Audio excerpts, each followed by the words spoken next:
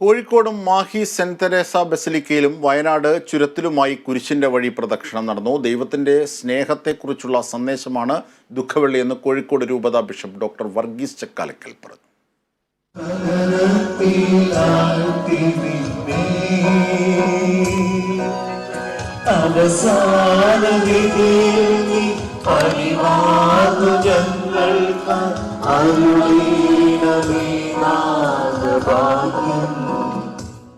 കോഴിക്കോട് ദേവമാത കത്തീഡ്രലിൽ രാവിലെ 7 മണിക്ക് പ്രാർത്ഥനയോടെയാണ് ദുഃഖവെള്ളി ദിനാചരണ ചടങ്ങുകൾക്ക് തുടക്കം കുറിച്ചത്.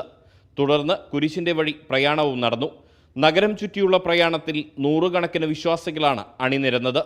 കോഴിക്കോട് രൂപത അധ്യക്ഷൻ ഡോക്ടർ വർഗീസ് ചക്കാലക്കൽ നേതൃത്വം നൽകി. മലബാർ ക്രിസ്ത്യൻ കോളേജിന് സമീപത്തെ സെന്റ് ജോസഫ് ദേവാലയത്തിലാണ് കുരിശിന്റെ വഴി പ്രയാണം സമാപിച്ചത്. തുടർന്ന് ബിഷപ്പ് ദുഃഖവെള്ളി സന്ദേശം നൽകി. മരണത്തിനുമപ്പുറം നമുക്ക് കടന്നു ചെല്ലാൻ സാധിക്കുമെന്ന് യേശു ക്രിസ്തു ഉയിർപ്പിലൂടെ പഠിപ്പിച്ചുവെന്ന് ബിഷപ്പ് വർഗീസ് ചക്കാലക്കൽ പറഞ്ഞു. നമ്മൾ പീഡിപ്പിക്കപ്പെടുമ്പോഴും നമ്മളെ ദുഃഖിപ്പിക്കുമ്പോഴും വേദനിപ്പിക്കുമ്പോഴൊക്കെ അതിനർത്ഥം കണ്ടെത്താൻ കഴിയുന്ന ഒരു സന്ദേശമാണ് ദുഃഖവെള്ളി നമുക്ക് നൽകുന്നത്.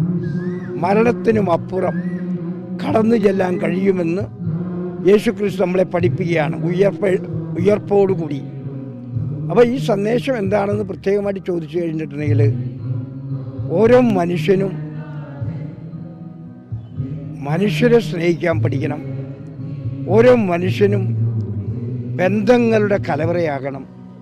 അതിൻ്റെയൊക്കെ ഫലമായിട്ട് നമുക്ക് ഒരു പുതിയ സംസ്കാരം വളർത്തിക്കൊണ്ടുവരാൻ സാധിക്കും എന്നുള്ളതാണ്.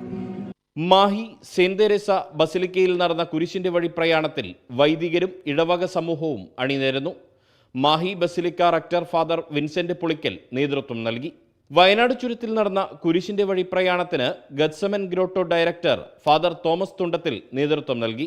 അടിവാരത്തെ ഗത്സമൻ ഗ്രോട്ടോയിൽ നിന്നും ലക്കിടി മൗണ്ട് സീനായി ദേവാലയത്തിലേക്ക് വയനാടൻ ചുരത്തിലൂടെ 16 കിലോമീറ്റർ ദൂരം നടന്ന കുരിശിന്റെ വഴിയിൽ പതിനായിരങ്ങളാണ് അണിനിരന്നത്. ആംബുലൻസ് ഉൾപ്പെടെ മെഡിക്കൽ സംഘത്തിന്റെ സേവനവും ഏർപ്പെടുത്തിയിരുന്നു. കണ്ണൂർ ജില്ലയിൽ മലയോര മേഖലയായ ചെറുപുഴയിൽ സെന്റ് മേരീസ് ഫൊറോന ദേവാലയത്തിൽ നിന്നും കുരിശിന്റെ വഴി പ്രയാണം നടന്നു. ഫാദർ ജോസ് വെട്ടിക്കൽ നേതൃത്വം നൽകി. കാസർഗോഡ്, മലപ്പുറം ജില്ലകളിലും വിവിധ ദേവാലയങ്ങൾ കേന്ദ്രീകരിച്ച് ദുഃഖവെള്ളി ദിനാചരണവും പ്രാർത്ഥനയും നടന്നു. മലബാർ റീജിയൻ ബ്യൂറോകൾക്കൊപ്പം Riyaz KMR, Kerala vision news.